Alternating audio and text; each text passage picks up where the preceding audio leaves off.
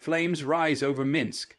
Columns of smoke stretch toward a gray sky as the streets echo with chants, gunfire, and sirens.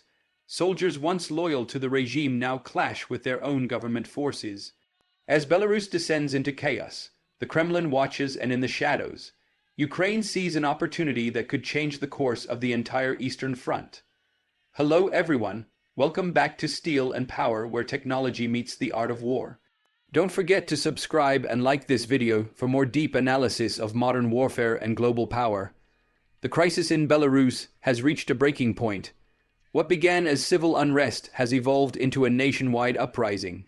President Alexander Lukashenko, often called Europe's last dictator, is facing the most serious threat to his power in decades. His hold on the nation, once ironclad through propaganda, security forces, and Russian backing, is slipping fast.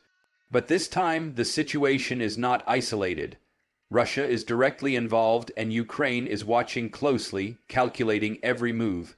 In the heart of Minsk, protesters wave the old red-white flag of Belarus, a symbol banned for years under Lukashenko's rule.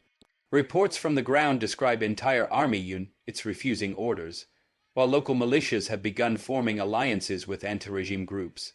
Government buildings burn. Communication lines are disrupted. Russian advisors, special operations units in unmarked uniforms, have been spotted moving across the border under the guise of stabilizing a brotherly nation. But the truth is clear. The Kremlin fears the fall of Lukashenko could unleash a wave of instability along its western flank. If Belarus falls, it will create a new geopolitical vacuum, one that Moscow will not allow to remain unfilled. Satellite imagery from Western intelligence agencies shows armored convoys crossing from Smolensk into Belarus under cover of night.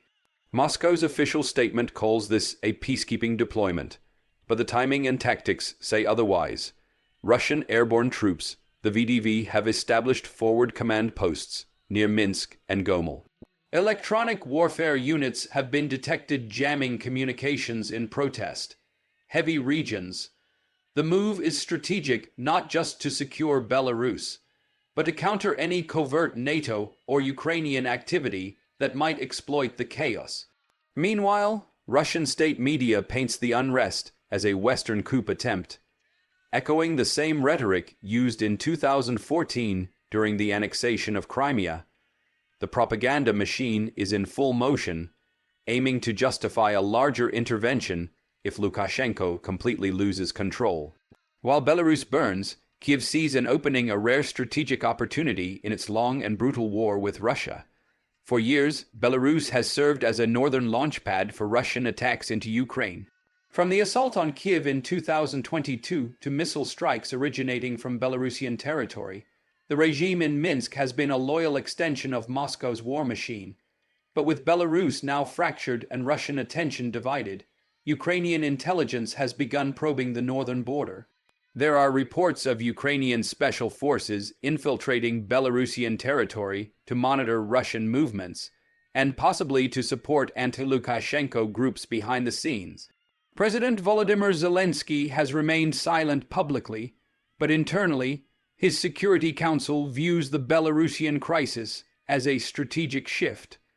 For the first time in years, the Northern Front, once a permanent threat, could weaken Russia's logistical depth.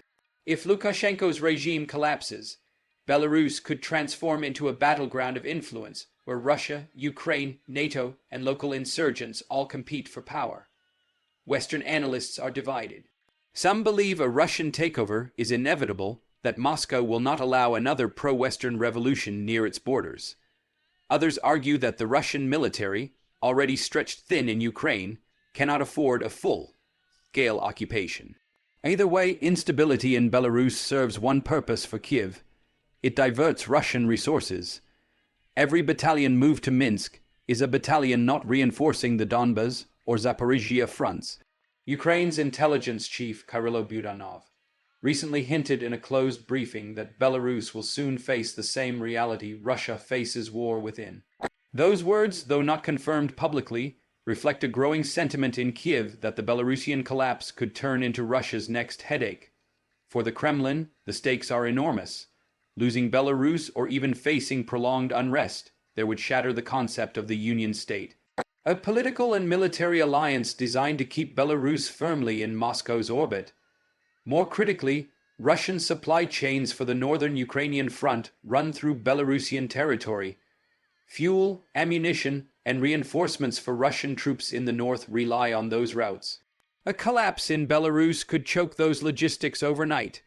Putin's generals are now faced with an impossible choice: stabilize Belarus and risk losing ground in Ukraine, or double down in Ukraine and let Belarus slip into the West's influence. Both options are disasters. In Brussels, NATO leaders are watching the crisis minute by minute. Reconnaissance aircraft from Poland and Lithuania have increased flights along the border. U.S. intelligence satellites are tracking Russian troop movements in real time. Privately, Western diplomats have begun discussing post-Lukashenko scenarios, including the possibility of recognizing an interim Belarusian government in exile, but the West is cautious. No one wants to trigger a direct confrontation with Russia while the Ukraine war continues. The strategy for now is containment, prevent escalation, but quietly support pro-democracy forces in Belarus through intelligence and logistics. Behind closed doors, however, NATO generals know that every Russian move toward Belarus drains Moscow's military endurance. Time, for the first time in years, might be working against the Kremlin. Inside Belarus, the situation worsens by the hour. Videos emerging on social media show clashes between military factions, some loyal to the old guard, others aligned with rebel militias. A once unified army now fractures under pressure.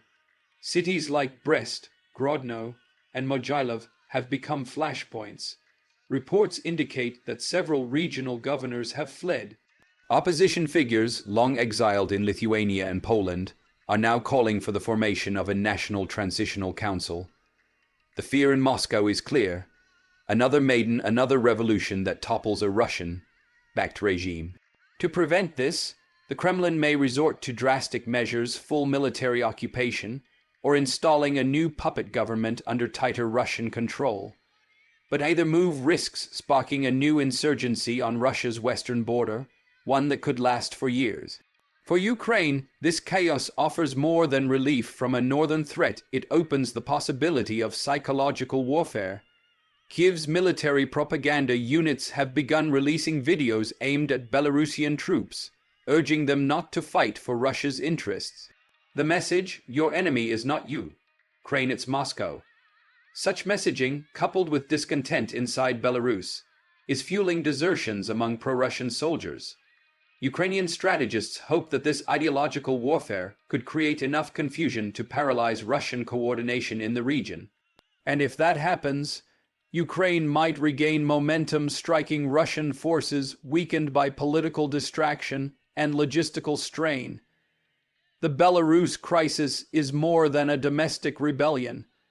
It's a chain reaction that could redefine Eastern Europe's security map. If Belarus falls into anarchy, Poland and the Baltic states will face a new wave of refugees and potential border conflicts.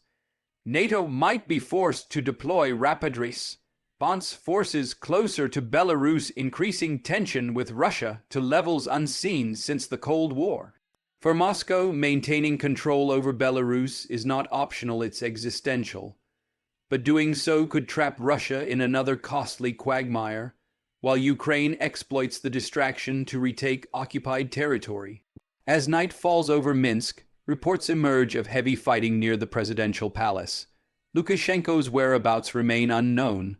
Russian forces are rumored to be taking control of critical infrastructure, from TV stations to air bases. The world watches once again as an autocratic regime trembles under the weight of rebellion, foreign interference, and the hunger of its people for freedom. But this time, the consequences stretch far beyond Belarus. Because every explosion in Minsk, every defection in the Belarusian army, sends shockwaves across Moscow and brings Ukraine one step closer to reclaiming the upper hand.